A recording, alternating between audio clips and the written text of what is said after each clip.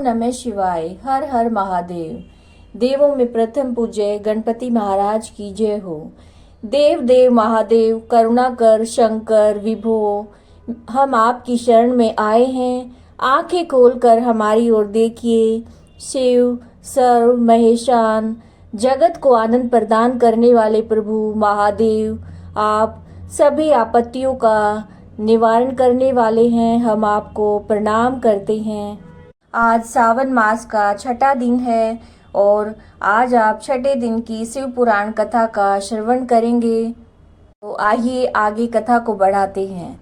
भगवान विष्णु की नाभि से कमल का प्रादुर्भाव, शिव इच्छावश ब्रह्मा जी का उससे प्रकट होना और कमल नाल के उद्गम का पता लगाने में असमर्थ ब्रह्मा का तप करना, श्री हरि का उन्हें दर्शन देना, विवादग्रस्त ब्रह्मा विष्णु के बीच में अग्नि स्तंभ का प्रकट होना तथा उसके ओर छोर का पता न पाकर उन दोनों का उसे प्रणाम करना। ब्रह्मा जी कहते हैं, देवऋषि, जब नारायण देव जल में शयन करने लगे उस समय उनकी नाभि से भगवान शंकर के इच्छावश सहसा एक उत्तम कमल प्रकट हुआ जो बहुत बड़ा था। उसमें असंख्य नाल दंड थे। उसकी कांति कनेर के फूल के समान पीले रंग की थी।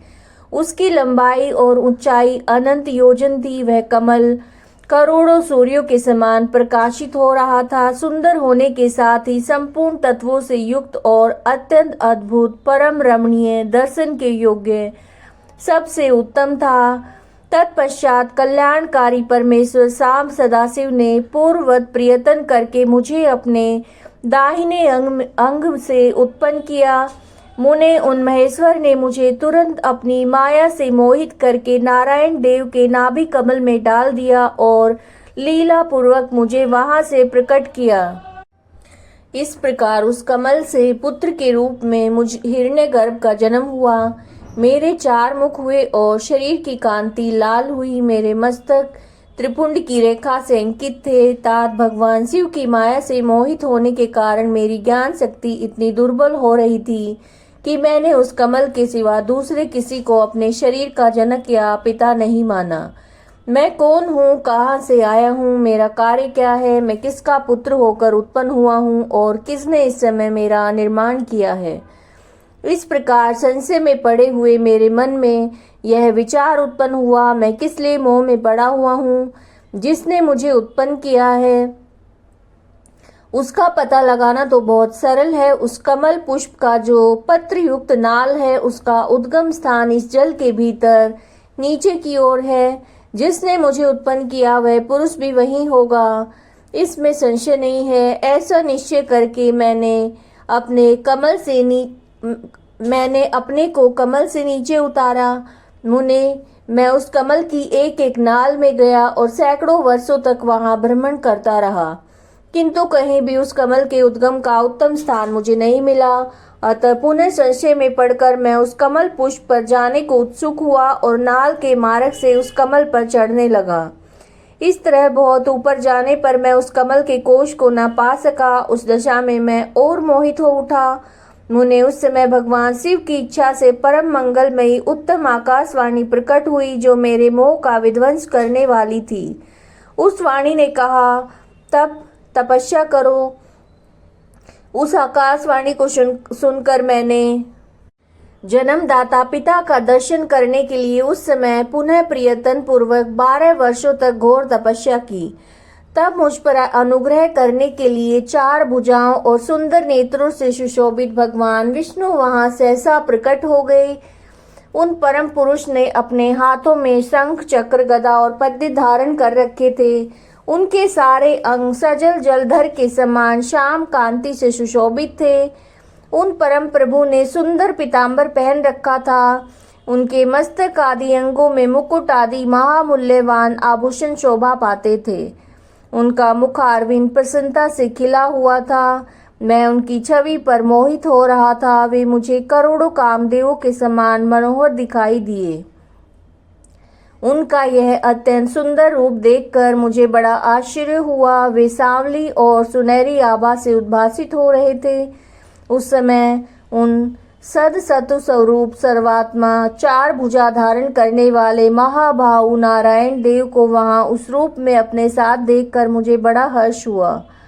तदंतर उन नारायण देव के साथ मेरी बातचीत आरंभ हुई। भगवान शिव की लीला से वहां हम दोनों ने कुछ में विवाद छिड़ गया। इसी समय हम लोगों के बीच में एक महान अग्नि स्तंभ प्रकट हुआ। मैंने और श्री विष्णु ने क्रमश ऊपर और नीचे जाकर उसके आदि और अंत का पता लगाने के लिए बड़ा प्रयत्न किया, परंतु हमें कहीं भी उसका ओर छोर नहीं मिला। मैं थक कर ऊपर से नीचे लौट आया और भगवान विष्णु भी उसी तरह नीचे से ऊपर आकर मुझसे मिले। हम दोनों शिव की माया से मोहित थे। श्री हरि ने मेरे साथ आगे पीछे और अगल बगल से परमेश्वर शिव को प्रणाम किया। फिर वे सोचने लगे, ये क्या वस्तु है, इसके स्वरूप का निर्देश नहीं किया जा सकता, क्योंकि न तो इसका कोई नाम है न कर्म है। लिंग रहित तत्व ही यहाँ लिंग भाव को प्राप्त हो गया है। ध्यान मार्ग में भी इसके स्वरूप का कुछ पता नहीं चलता। इसके बाद मैं और श्री हरि दोनों ने अपने चित्त को स्वस्थ करके उस अग्नि स्तंभ को प्रणाम करना आरंभ किया। हम दोनों बोले, महाप्रभु, हम आपके स्वरूप को नहीं जानते। आप जो कोई भी क्यों न हो, आपको हमारा नमस्कार है महिषान। आप शीघ्र ही हमें अपने यथार्थ रूप का दर्शन करवाइए। मुनि श्रेष्ठ इस प्रकार अहंकार से आविष्ट हुए। हम दोनों वहां नमस्कार करने लगे। ऐसा करते हुए हमारे 100 वर्ष बीत गए। ब्रह्मा जी कहते हैं, मुनि श्रेष्ठ नारद, इस प्रकार हम दोनों देवता गर्भ रहित होकर निरंतर प्रणाम करते रहे। हम दोनों के मन में एक ही अभिलाषा थी कि इस ज्योतिर्लिंग के रूप में प्रकट हुए परमेश्वर प्रत्यक्ष दर्शन दे। भगवान शंकर दीनों के प्रतिपालक, अहंकारियों का गर्व चूर्ण करने वाले तथा सबके अविनाशी प्रभु हैं।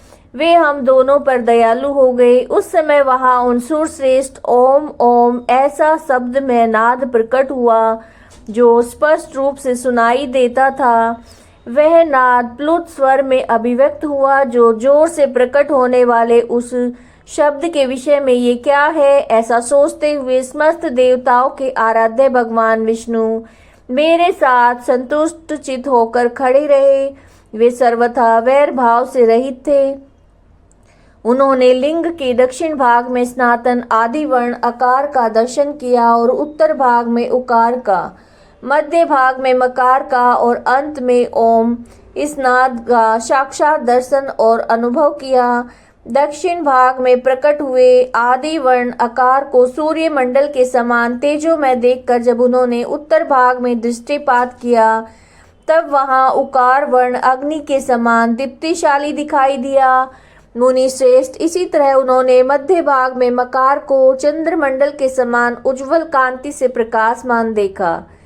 तदंतर जब उसके ऊपर दृष्टि डाली, तब शुद्ध स्फटिक मणि के समान निर्मल प्रभा से युक्त, तुरीयातीत, अमल, निष्कल, निरुपद्रव, निर्द्वंद, अद्वितीय, शून्य में ब्रह्मा और आभ्यंतर के भेद से रहित, ब्रह्मांतर भेद से युक्त, जगत के भीतर और बाहर स्वयं ही स्थित, आदि मध्य और अंत से रहित, आनंद के आदि कारण, सबके परम आश्रय, सत्य, आनंद और अमृत स्वरूप पर ब्रह्म का साक्षात्कार किया।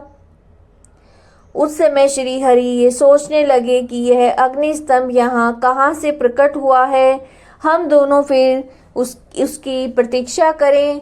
मैं इस अनुपम अनल स्तंभ के नीचे आऊंगा। ऐसा विचार करते श्री हरि ने वेद और शब्द दोनों के आवेश से युक्त विश्वात्मा शिव का चिंतन किया। तब वहां एक ऋषि प्रकट हुए जो ऋषि समूह के परम सार रूप माने जाते हैं। उन्हीं ऋषि के द्वारा परमेश्वर श्री विष्णु ने जाना कि इस शब्द ब्रह्ममय शरीर वाले परम लिंग के रूप में साक्षात पर ब्रह्म स्वरूप महादेव जी वहां प्रकट हुए हैं।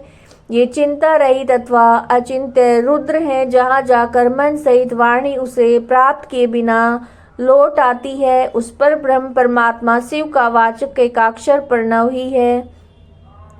वे इसके वाचार्थ रूप है। वह परम कारण, रित, सत्य, आनंद, एवं अमृत स्वरूप परात्पर पर ब्रह्म एकाक्षर का वाच्य है। प्रणव के एक अक्षर अकार से जगत के बीजभूत अंड जन्मा भगवान ब्रह्मा का बोध होता है। उसके दूसरे एक अक्षर से उकार से परम कारण रूप श्री हरि का बोध होता है और तीसरे एक अक्षर मकार से भगवान नील लोहित शिव का ज्ञान होता है।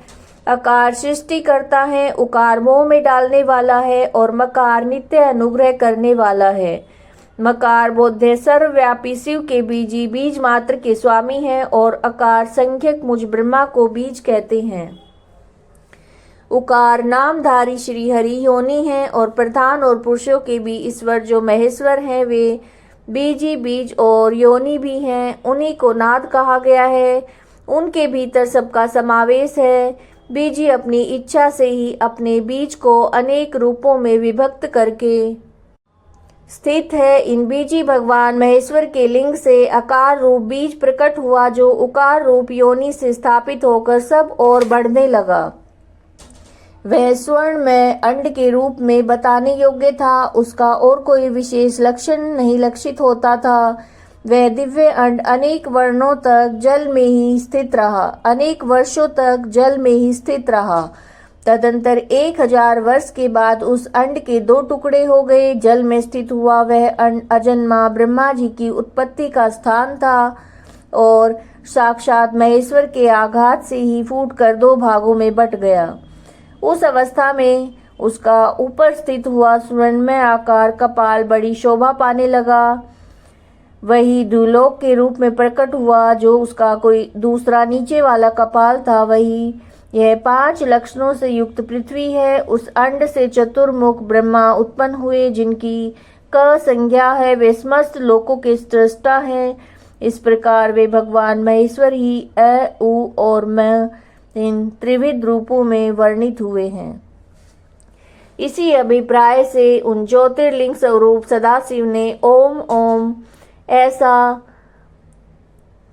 कहा। यह बात यजुर्वेद के श्रेष्ठ मंत्र कहते हैं। यजुर्वेद श्रेष्ठ मंत्रों का यह कथन सुनकर ऋचा और साम मंत्रों ने भी हमसे आदर पूर्वक कहा, हे हरे, हे ब्रह्मांड, यह बात ऐसी ही है। इस तरह देवेश्वर शिव को जानकर श्री हरि ने शक्ति संभूत मंत्रों के द्वारा उत्तम और महान अभ्युदय से शोभित होने वाले उन महेश्वर देव का सत्वन किया। इसी बीच में मेरे साथ विश्व पालक भगवान विष्णु ने एक और भी अद्भुत और सुंदर रूप देखा।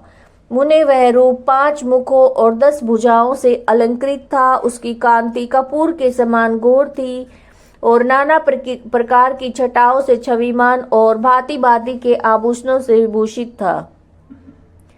उस परम उद्धार महापराक्रमी और महापुरुष के लक्षणों से संपन्न अत्यंत उत्कृष्ट रूप का दर्शन करके मैं और श्री हरि दोनों कृतार्थ हो गए। तत्पश्चात परमेश्वर भगवान महेश प्रसन्न होकर अपने दिव्य शब्द में रूप को प्रकट करके हंसते हुए खड़े हो गए। आकार उनका मस्तक और आकार ललाट है। इकार दाहिना और इकार बाया नेत्र है। उकार को उनका दाहिना और उकार को बाया कान बताया जाता है। ऋकार उन परमेश्वर का दाया कपोल है। ऋकार बाया, लृ और लृ ये उनकी नासिका दोनों छिद्र हैं। एकार उन सर्वव्यापी प्रभु का ऊपरी होस्ट है और एकार अधर है। ओकार तथा ओकार ये दोनों क्रमश उनकी ऊपर और नीचे की दंत पंक्तियां हैं। अंग और उन देवादिदेव शूलधारी शिव के दोनों तालु हैं। क आदि 5 अक्षर उनके दाहिने 5 हाथ हैं और च आदि 5 अक्षर बाएं 5 हाथ हैं। ट आदि और त आदि 5 अक्षर उनके पैर हैं। पकार पेट है। फकार को दाहिना पार्श्व बताया गया है और बकार को बाया पार्श्व।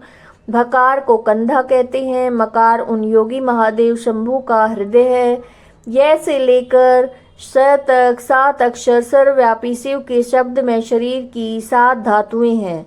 हकार उनकी नाभि है और शकार को मेढु कहा गया है। इस प्रकार निर्गुण और गुण स्वरूप परमात्मा शब्द में रूप को भगवती उमा के साथ देखकर मैं और श्री हरि दोनों कृतार्थ हो गए। इस तरह से शब्द ब्रह्म में शरीरधारी महेश्वर शिव का दर्शन पाकर मेरे साथ श्री हरि ने उन्हें प्रणाम किया। पुनः ऊपर की ओर देखा। उस समय उन्हें 5 कलाओं से युक्त ओंकार जनित मंत्र का साक्षात्कार हुआ। तत्पश्चात महादेव जी की ओम तत्वमसि यह महावाक्य दृष्टिगोचर हुआ, जो परम उत्तम मंत्र रूप है और शुद्ध स्फटिक के समान निर्मल है। फिर संपूर्ण धर्म और अर्थ का साधक बुद्धि स्वरूप गायत्री नामक दूसरा महान मंत्र लक्षित हुआ, जिसमें 24 अक्षर हैं, जो चारों पुरुषार्थ रूपी फल देने वाला। तत्पश्चात मृत्युंजय मंत्र, फिर पंचाक्षर मंत्र और दक्षिणामूर्ति संख्यक चिंतामणि मंत्र का साक्षात्कार हुआ। इस प्रकार 5 मंत्रों की उपलब्धि करके भगवान श्री हरि उनका जप करने लगे।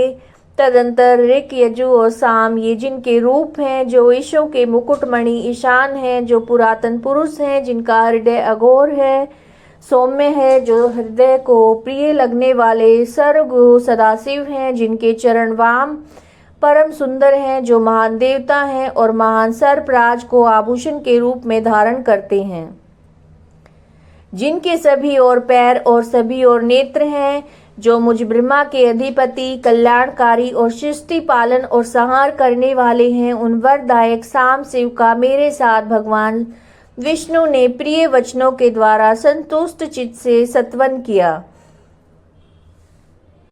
उमा सहित भगवान शिव का प्राकट्य, उनके द्वारा अपने स्वरूप का विवेचन, ब्रह्मा आदि तीनों देवताओं की एकता का प्रतिपादन। ब्रह्मा जी कहते हैं, नारद, भगवान विष्णु के द्वारा की हुई अपनी स्तुति सुनकर करुणानिधि महेश्वर बड़े प्रसन्न हुए और उमा देवी के साथ सहसा वहां प्रकट हो गए। उस समय उनके 5 मुख और प्रत्येक मुख में 3-3 नेत्र शोभा पाते थे। भाल देश में चंद्रमा का मुकुट सुशोभित था। सिर पर जटा धारण किए गौर वर्ण विशाल नेत्र शिव ने अपने संपूर्ण अंगों में विभूति लगा रखी थी। उनकी 10 भुजाएं थी और कंठ में नील चिन्ह था। उनके श्री अंग समस्त आभूषणों से विभूषित थे। उन सर्वांग सुंदर शिव के मस्तक भस्म में त्रिपुंड से अंकित थे। ऐसे विशेषणों से युक्त परमेश्वर महादेव जी को भगवती उमा के साथ उपस्थित देखकर मैंने और भगवान विष्णु ने पुनः प्रिय वचनों के द्वारा उनकी स्तुति की। तब पापहारी करुणाकर भगवान महेश्वर ने प्रसन्नचित होकर उन श्री विष्णु देव को श्वास रूप से वेद का उपदेश दिया। मुने उनके बाद शिव ने परमात्मा श्री हरि को गुह्य ज्ञान प्रदान किया। फिर उन परमात्मा ने कृपा करके मुझे भी वह ज्ञान दिया। वेद का ज्ञान प्राप्त करके कृतार्थ हुए भगवान विष्णु ने मेरे साथ हाथ जोड़कर महेश्वर को नमस्कार करके पुनः उनसे पूजन की विधि बताने तथा सदुपदेश देने के लिए प्रार्थना की। ब्रह्मा जी कहते हैं, मुने, श्री हरि की यह बात सुनकर अत्यंत प्रसन्न हुए। कृपा निदान भगवान शिव ने प्रीतिपूर्वक बात कही। श्री शिव बोले, सुरश्रेष्ठ गण, मैं तुम दोनों की भक्ति से निश्चय ही बहुत प्रसन्न हूँ। तुम लोग मुझ महादेव की ओर देखो। इस समय तुम्हें मेरा स्वरूप जैसा दिखाई देता है वैसा ही रूप का प्रियतन पूर्वक पूजन चिंतन करना चाहिए। तुम दोनों महाबली हो, मेरी स्वरूप भूता प्रकृति से प्रकट हुए हो। मुझ सर्वेश्वर के दाएं बाएं अंगों से तुम्हारा आविर्भाव हुआ है। ये लोक पिता मैं ब्रह्मा मेरे दाहिने पार्श्व से उत्पन्न हुए हैं और तुम विष्णु मुझ परमात्मा के वाम पार्श्व से प्रकट हुए हो। मैं तुम दोनों पर भली भांति प्रसन्न हूँ और तुम्हें मनोवांछित वर देता हूँ। मेरी आज्ञा से तुम दोनों की मुझ में सुदृढ़ भक्ति हो। ब्रह्मांड, तुम मेरी आज्ञा का पालन करते हुए जगत की सृष्टि करो और वत्स विष्णु, तुम इस चराचर जगत का पालन करते रहो। हम दोनों ने ऐसा कहकर भगवान शंकर ने हमें पूजा की उत्तम विधि प्रदान की, जिसके अनुसार पूजित होने पर वे पूजक को अनेक प्रकार के फल देते हैं। शंभु की उपयुक्त बात सुनकर मेरे सहित श्री हरि ने महेश्वर को हाथ जोड़कर प्रणाम करके कहा। भगवान विष्णु बोले, प्रभु, यदि हमारे प्रति आपके हृदय में प्रीति उत्पन्न हुई है और यदि आप हमें वर देना आवश्यक समझते हैं तो हम यही वर मांगते हैं कि आप में हम दोनों की सदा अनन्य और अविचल भक्ति बनी रहे। ब्रह्मा जी कहते हैं, मुने, श्री हरि की बात सुनकर भगवान हर ने पुनः मस्तक झुकाकर प्रणाम करके हाथ जोड़कर खड़े हुए उन नारायण देव से स्वयं कहा। श्री महेश्वर बोले, मैं सृष्टि पालन और संहार करता हूँ, सगुण और निर्गुण हूँ तथा सच्चिदानंद स्वरूप निर्विकार पर ब्रह्म परमात्मा हूँ। विष्णु सृष्टि रक्षा और प्रलय रूप गुणों और कार्यों के भेद से मैं ही ब्रह्मा विष्णु रुद्र नाम धारण करके 3 स्वरूपों में विभक्त हुआ हूँ। हरे, वास्तव में मैं सदा निष्कल हूँ। विष्णु, तुमने और ब्रह्मा ने मेरे अवतार के निमित्त जो स्तुति की है, तुम्हारी उस प्रार्थना को मैं अवश्य सच्ची करूंगा क्योंकि मैं भक्त वत्सल हूँ। ब्रह्मांड, मेरा ऐसा ही परम उत्कृष्ट रूप तुम्हारे शरीर से इस लोक में प्रकट होगा जो नाम से रुद्र कहलाएगा। मेरे अंश से प्रकट हुए रुद्र की सामर्थ्य मुझसे कम नहीं होगी। जो मैं हूँ वही है रुद्र है। पूजा की विधि विधान की दृष्टि से मुझ में और इसमें अंतर नहीं है। जैसे ज्योति का जल आदि के साथ संपर्क होने पर उसमें स्पर्श दोष नहीं लगता, उसी प्रकार मुझ निर्गुण परमात्मा को भी किसी के संयोग से बंधन नहीं प्राप्त होता। ये मेरा शिव रूप है। जब रुद्र प्रकट होंगे तब वे शिव के तुल्य होंगे। महामुने, उनमें और शिव में परायपन का भेद नहीं करना चाहिए। वास्तव में एक ही रूप सब जगत में व्यवहार निर्वाह के लिए 2 रूपों में विभक्त हो गया है। अतः शिव और रुद्र कभी भेद बुद्धि नहीं करनी चाहिए।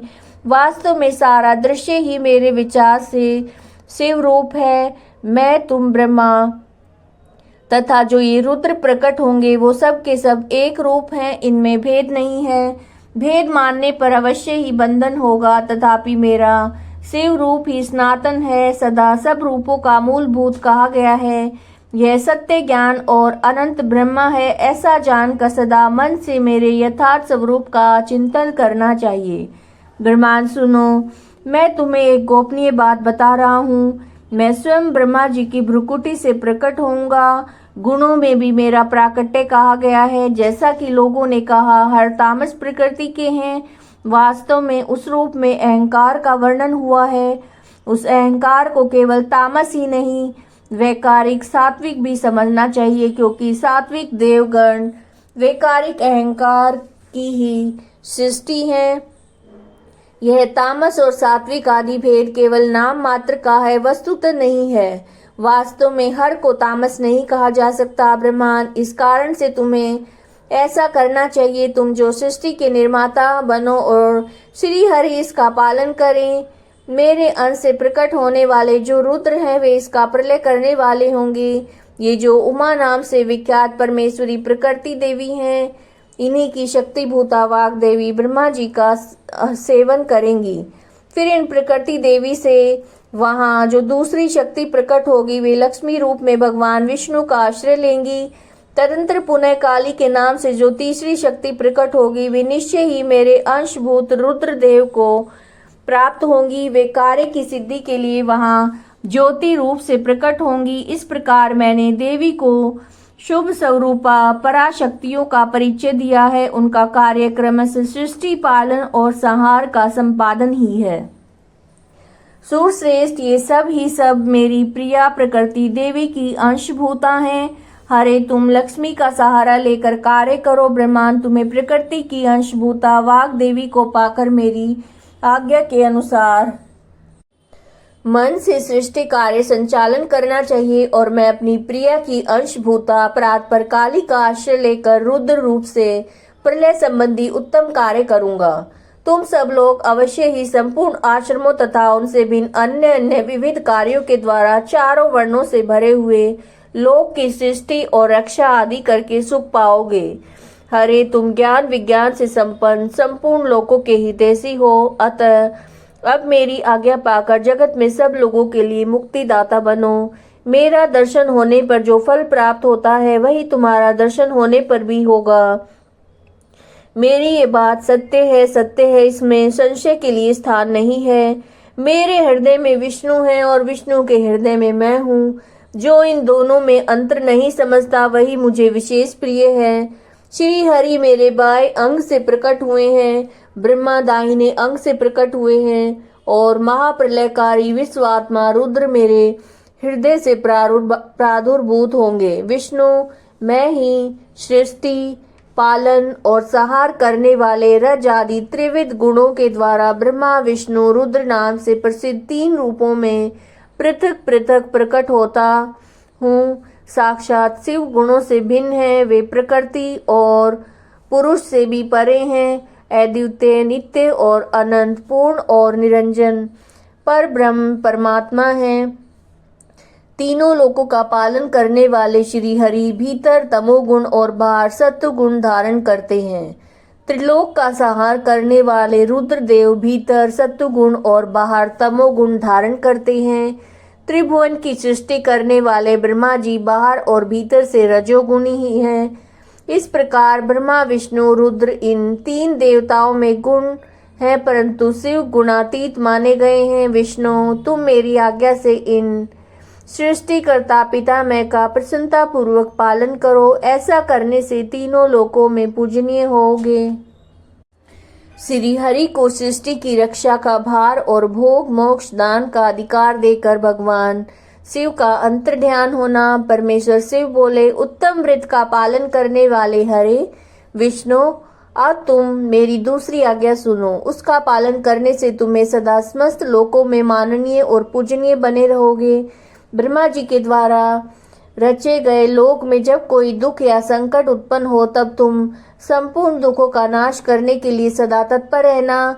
तुम्हारे संपूर्ण दुष्ट कार्यों में तुम्हारी सहायता करूंगा। तुम्हारे जो दुर्जय और अत्यंत उत्कट शत्रु होंगे, उन सबको मैं मार गिराऊंगा। हरे, तुम नाना प्रकार के अवतार धारण करके लोक में अपनी उत्तम कीर्ति का विस्तार करो। सबके उद्धार के लिए तत्पर रहो। तुम रुद्र के देह हो और रुद्र तुम्हारे देह हैं। तुम में और रुद्र में कुछ भी अंतर नहीं है।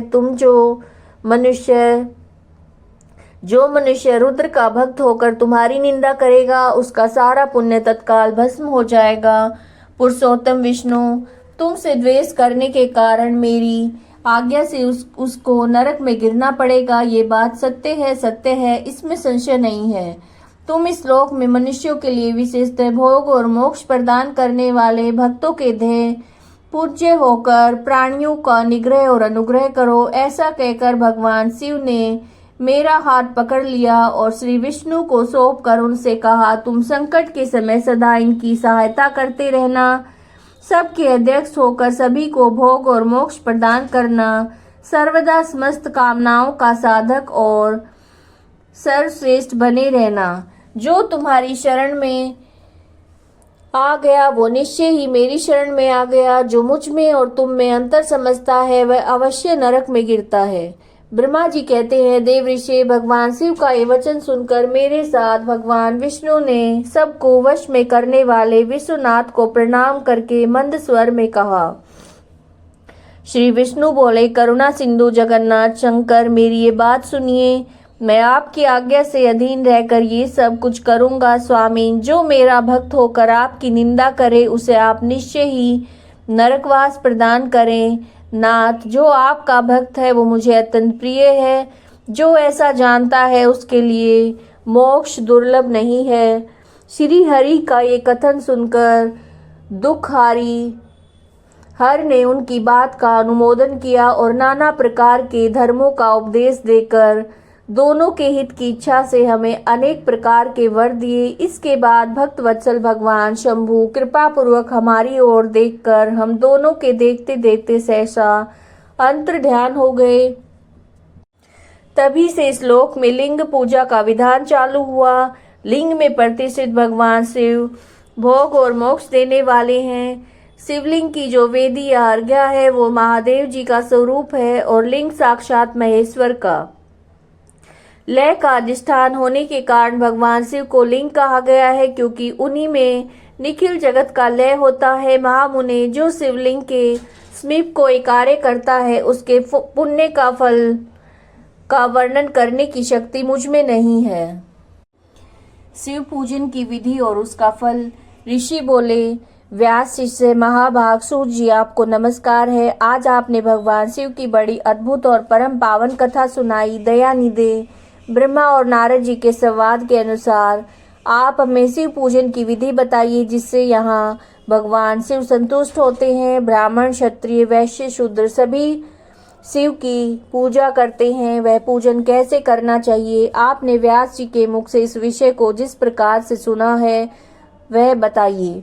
महर्षियों का वो कल्याणप्रद और श्रुति सम्मत वचन सुनकर सूत जी ने उन मुनियों के प्रश्न के अनुसार सब बातें प्रसन्नता पूर्वक बताई। सूत जी बोले, मुनीश्वरों, आपने बहुत अच्छी बात पूछी है, परंतु रहस्य की बात है।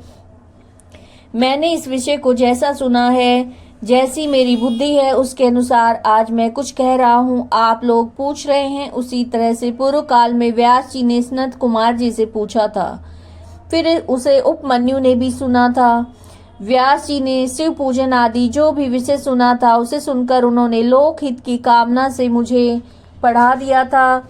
इसी विषय को भगवान श्री कृष्ण ने महात्मा उपमन्यु से सुना था और पूर्व काल में ब्रह्मा जी ने नारद जी से इस विषय में जो कुछ भी कहा था, वही इस समय मैं कहूँगा।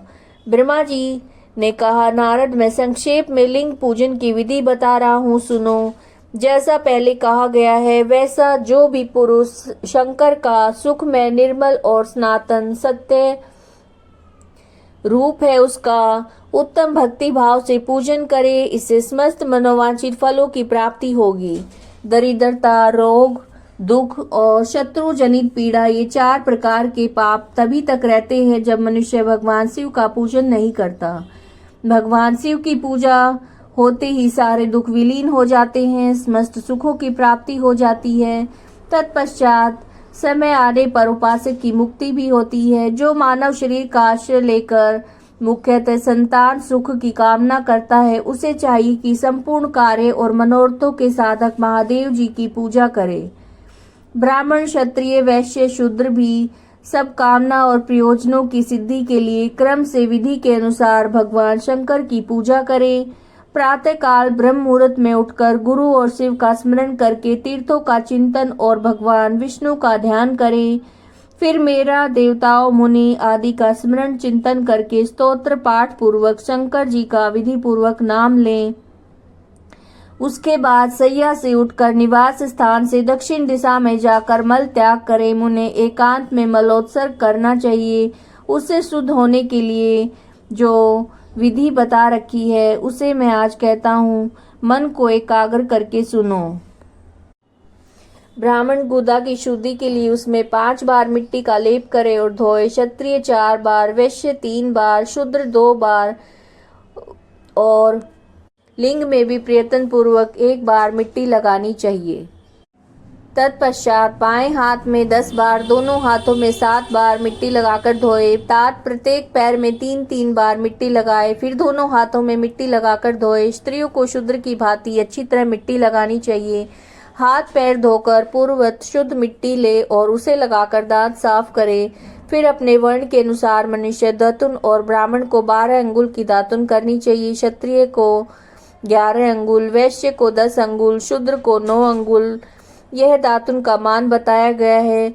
मनुस्मृति के अनुसार काल दोष का विचार करके दातुन करे या त्यागे। तात षष्ठी, प्रतिपदा, अमावस्या, नवमी, व्रत का दिन, सूर्यास्त का समय, रविवार और श्राद्ध का दिवस ये दंत धावन के लिए वर्जित हैं। इनमें दातुन नहीं करनी चाहिए। दातुन के बाद तीर्थ आदि में जाकर विधि पूर्वक स्नान करना चाहिए। विशेष देश काल आने पर मंत्रोच्चारण पूर्वक स्नान करना उचित है। स्नान के बाद पहले आचमन करे, फिर धुले हुए वस्त्र पहने, फिर सुंदर एकांत स्थल में बैठकर संख्या विधि का अनुष्ठान करे। यथा योग्य संध्या विधि का पालन करके पूजा का कार्य आरंभ करें। मन को सुस्थिर करके पूजा गृह में प्रवेश करे। वहां पूजन सामग्री लेकर सुंदर आसन पर बैठे। पहले न्यास आदि करके क्रमश महादेव जी की पूजा करे। शिव की पूजा से पहले गणेश जी की, द्वारपालों की, दिक्पालों की भली प्रकार से पूजा करके पीछे देवता के लिए पीठ स्थान की कल्पना करे। अथवा अष्टदल कमल बनाकर पूजा द्रव्य के समीप बैठे और उस कमल पर भगवान शिव के समासीन करे। तत्पश्चात 3 आचमन करके पुनः दोनों हाथ धोकर तीन प्राणायाम करके मध्यम प्राणायाम अर्थात कुंभक करते समय त्रिनेत्रधारी भगवान शिव का इस प्रकार ध्यान करें। उनके 5 मुख हैं, 10 भुजाएं हैं, शुद्ध स्फटिक के समान उज्ज्वल कांति है। सभी प्रकार के आभूषण उनके श्री अंगों को विभूषित करते हैं। व्याघ्र चर्म की चादर ओढ़े हुए हैं। इस तरह ध्यान करके ये भावना करें कि मुझे इनके समान ही रूप प्राप्त हो जाए। ऐसी भावना करके मनुष्य सदा के लिए पाप को भस्म कर डाले।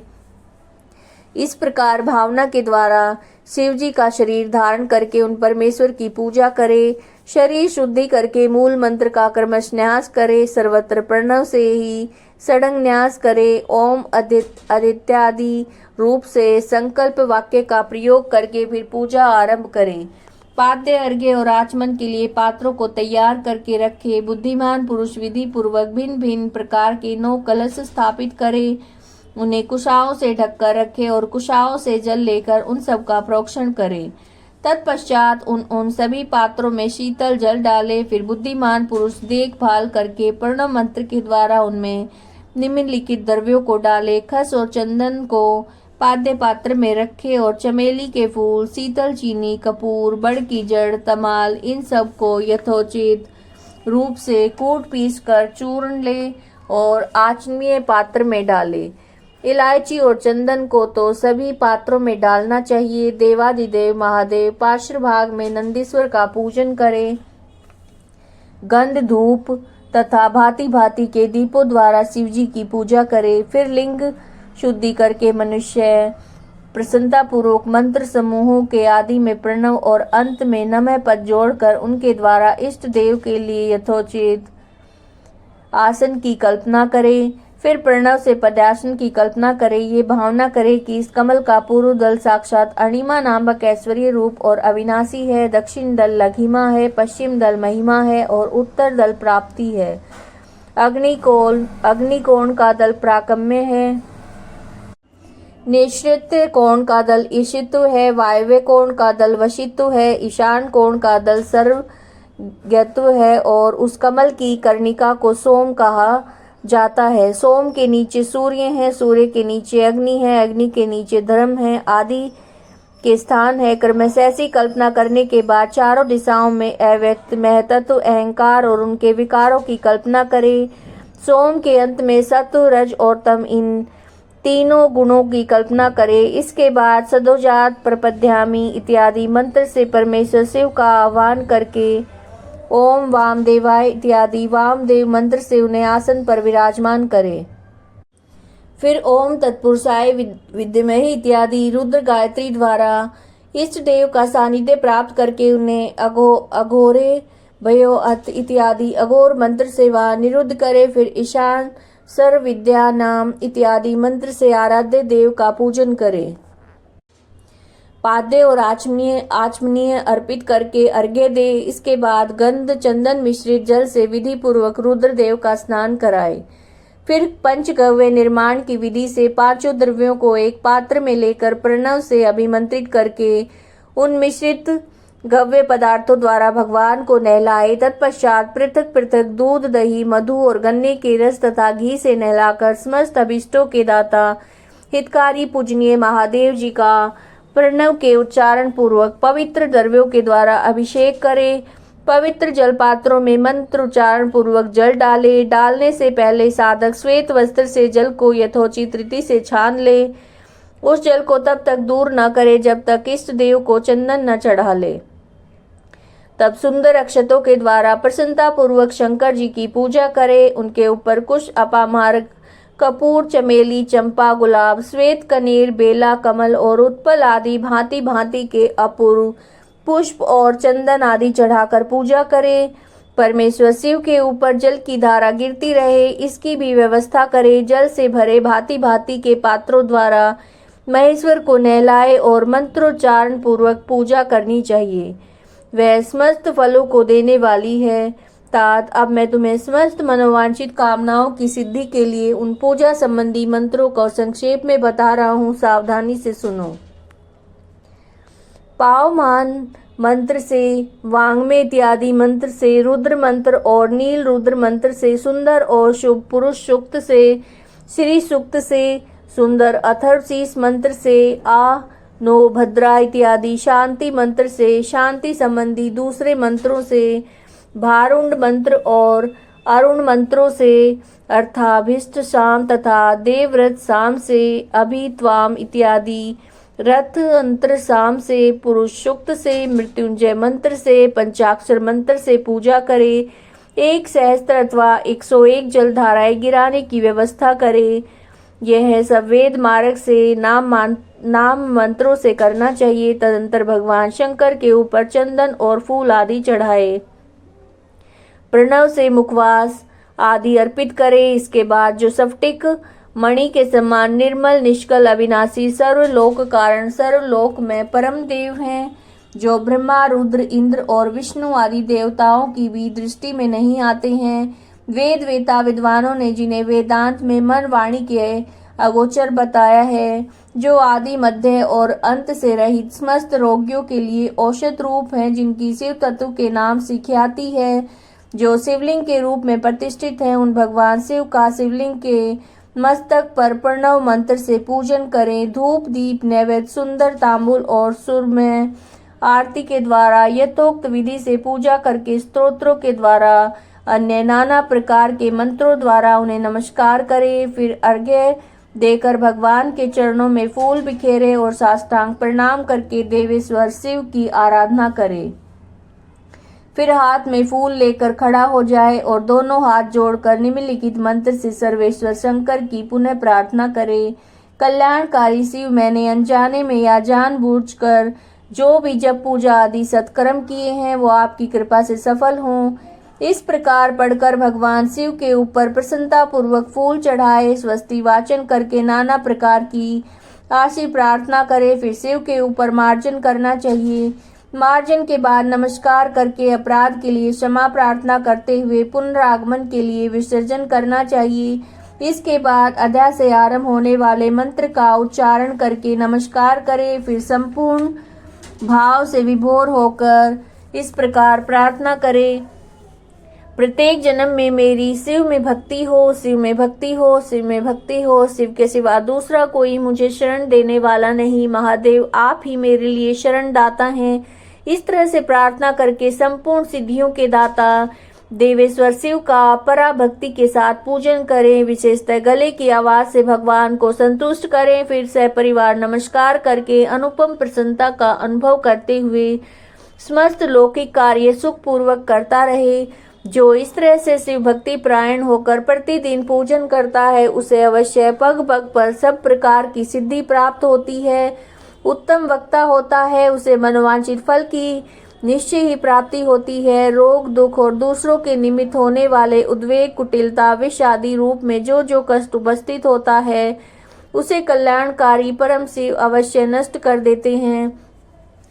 उस उपासक का कल्याण होता है। भगवान शंकर की पूजा से उसमें अवश्य सद्गुणों की वृद्धि होती है।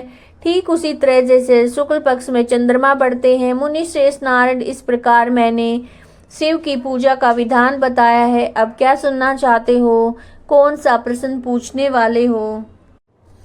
भगवान शिव की श्रेष्ठता, उनके पूजन की अनिवार्य आवश्यकता का प्रतिपादन।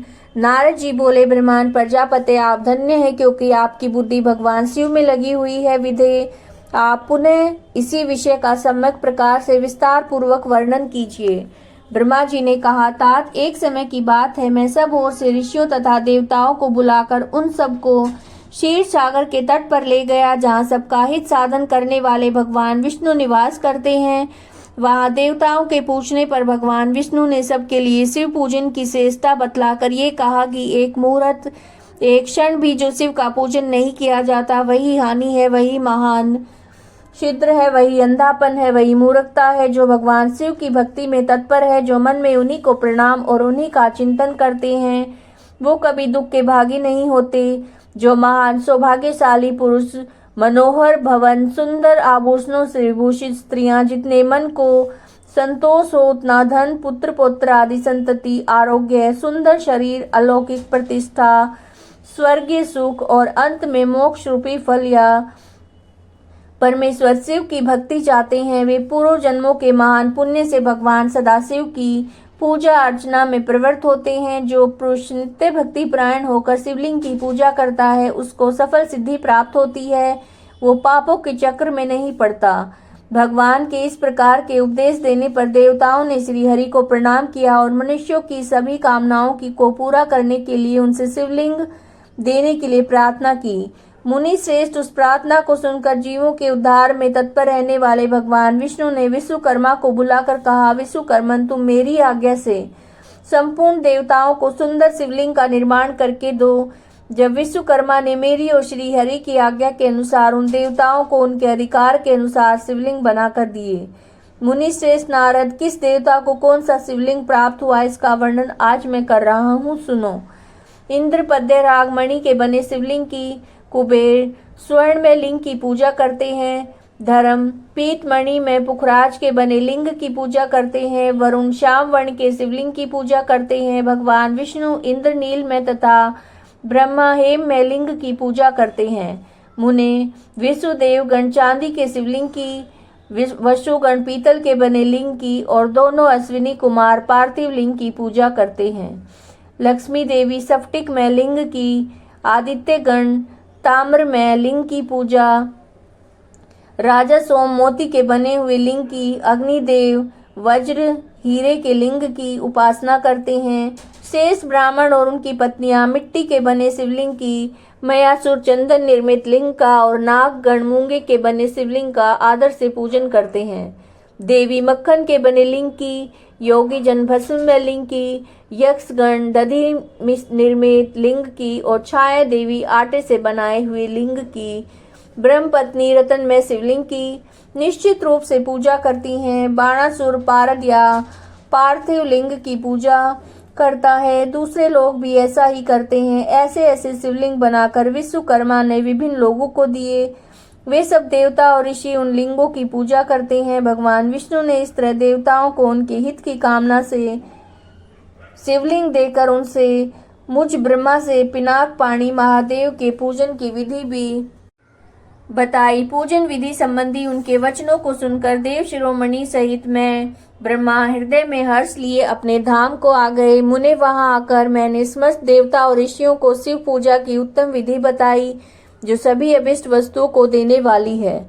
उस समय मुझ ब्रह्मा ने कहा, देवताओं सहित समस्त ऋषियों, तुम प्रेम परायण होकर सुनो। प्रसन्नता से तुम शिव पूजन की उस विधि का वर्णन करता हूँ जो भोग और मोक्ष देने वाली है। देवता और मुनीश्वरों, समस्त जंतुओं में मनुष्य जन्म प्राप्त करना प्राय दुर्लभ है, उनमें भी उत्तम कुल में जन्म तो और भी दुर्लभ है। उत्तम कुल में भी आचारवान ब्राह्मण के यहाँ उत्पन्न होना उत्तम पुण्य से ही संभव है। यदि वैसा जन्म सुलभ हो जाए तो शिव के संतोष के लिए उस उत्तम कर्म का अनुष्ठान करे जो अपने वर्ण और आश्रम के लिए शास्त्रों द्वारा प्रतिपादित है। जिस जाति के लिए जो कर्म बताया गया है उसका उल्लंघन ना करें। जितनी संपत्ति हो उसके अनुसार दान करें। कर्म में सहस्त्रों यज्ञों से तपोयोग बढ़कर है। सहस्त्रों तपोयज्ञ से जप यज्ञ का महत्व अधिक है और ध्यान यज्ञ से बढ़कर कोई वस्तु नहीं है। ध्यान ज्ञान का साधन है, क्योंकि योगी ध्यान के द्वारा अपने इष्ट देव समरस शिव का साक्षात्कार करता है। ध्यान यज्ञ में तत्पर रहने वाले उपासक के लिए भगवान शिव सदा सन्निहित हैं। जो विज्ञान से संपन्न उन पुरुषों की शुद्धि के लिए किसी प्रायश्चित आदि की आवश्यकता नहीं है। मनुष्य को जब तक ज्ञान की प्राप्ति ना हो तब तक विश्वास दिलाने के लिए कर्म से ही भगवान शिव की आराधना करे। जगत के लोगों को एक ही परमात्मा अनेक रूपों में अभिव्यक्त हो रहा है। एकमात्र भगवान सूर्य एक स्थान में रहकर भी जलाशय आदि विभिन्न वस्तुओं में अनेक से दिखते हैं। देवताओं संसार में जो सत्य या असत वस्तु देखी सुनी जाती है वो सब पर ब्रह्म शिव रूप ही है, ऐसा समझो। जब तक तत्व ज्ञान न हो जाए तब तक प्रतिमा की पूजा आवश्यक है। ज्ञान के अभाव में जो प्रतिमा पूजा की अवहेलना करता है उसका पतन निश्चित है। इसलिए ब्राह्मणों, यथार्थ बात सुनो और अपनी जाति के लिए जो कर्म बताया गया है उसका प्रयत्न से पालन करना चाहिए। जहाँ जहाँ यथाशक्ति यथावत भक्ति हो उस आराध्य देव का पूजन यदि अवश्य करना चाहिए। पूजन और दान आदि के बिना पाप दूर नहीं होते। जैसे मैले कपड़े में रंग बहुत अच्छा नहीं चढ़ता, लेकिन धोकर स्वच्छ कर लिया जाए तो उस पर रंग अच्छे से चढ़ता है। उसी प्रकार देवताओं की भली प्रकार से पूजा से जब त्रिविध शरीर पूरी तरह से निर्मल हो जाता है, तब उस पर ज्ञान का रंग चढ़ता है और तभी विज्ञान का प्राकट्य होता है। जब विज्ञान हो जाता है तो भेदभाव की निवृत्ति हो जाती है। भेद की संपूर्णतया निवृत्ति हो जाने पर द्वंद्व दुख दूर हो जाते हैं और द्वंद्व दुख से रहित पुरुष शिव रूप हो जाता है। मनुष्य जब तक गृहस्थ आश्रम में रहे तब तक पांचों देवताओं तथा उनकी श्रेष्ठ भगवान शंकर की प्रतिमा का उत्तम प्रेम से पूजन करे, जो सबके एकमात्र मूल है। भगवान शिव की पूजा सबसे बढ़कर है, क्योंकि मूल से सींचे जाने पर शाखा स्थान संपूर्ण देवता अपने आप तृप्त हो जाते हैं। अतः जो संपूर्ण मनोवांछित फलों को पाना चाहता है, वो अपने अभिष्ट की सिद्धि के लिए समस्त प्राणियों के हित में तत्पर रहकर लोक कल्याणकारी भगवान शंकर का पूजन करे। तो ये आप शिव पुराण की कथा सुन रहे थे। अब आज की कथा को हम यहीं विराम देते हैं।